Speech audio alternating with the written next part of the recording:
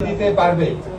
উপদেষ্টা পরিষদের বৈঠকে আন্তর্জাতিক অপরাধ ট্রাইব্যুনালে বাংলাদেশের আওয়ামী লীগ ও তার নেতাদের বিচার কার্য সম্পন্ন না হওয়া পর্যন্ত দেশের নিরাপত্তা ও সার্বভৌমত্ব রক্ষা, জুলাই আন্দোলনের নেতাকর্মীদের নিরাপত্তা এবং আন্তর্জাতিক অপরাধ ট্রাইব্যুনালের বাদী ও সাক্ষীদের সুরক্ষার জন্য সন্ত্রাস বিরোধী আইনের অধীনে সাইবার স্পেস সহ আওয়ামী লীগের যাবতীয় কার্যক্রম নিষিদ্ধ করার সিদ্ধান্ত গ্রহণ করা হয়েছে।